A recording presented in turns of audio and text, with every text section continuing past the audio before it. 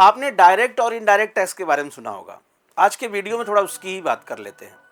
मान लीजिए दो लोग हैं, एक की महीने की आय 50,000 रुपये है और दूसरे की 5 लाख रुपए।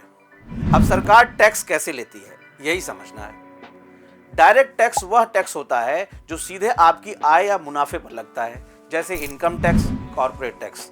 जिस पर टैक्स लगाया गया वही व्यक्ति उसे सरकार को देता है, अर्थात यह किसी दूसरे के सर पे ट्रांसफर नहीं किया जा सकता। आप इसे किसी और पर डाल नहीं सकते। अगर आपकी आय ज्यादा है तो आप ज्यादा टैक्स देंगे, यानी डायरेक्ट टैक्स आमतौर पर प्रोग्रेसिव होता है।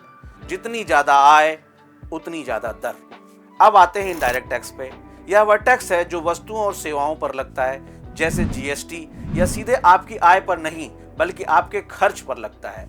यहाँ फर्क समझिए, अगर वही दो लोग 50,000 और 5 लाख कमाने वाले दोनों 1,000 रुपए का सामान खरीदते हैं तो दोनों जीएसटी को समान रूप से भरेंगे।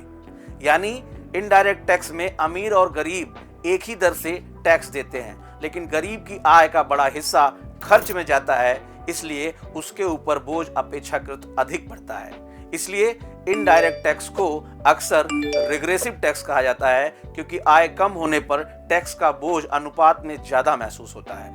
अब सवाल, जीएसटी इनडायरेक्ट टैक्स क्यों है?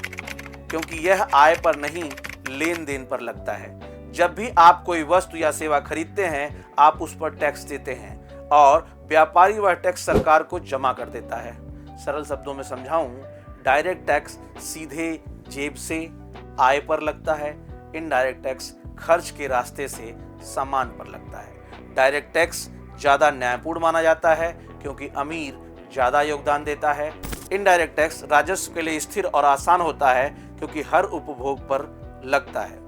इसलिए किसी भी देश की टैक्स व्यवस्था में दोनों का संतुलन जरूरी होता है। न्याय भी बना रहे और राजस्व भी स्थिर रहे।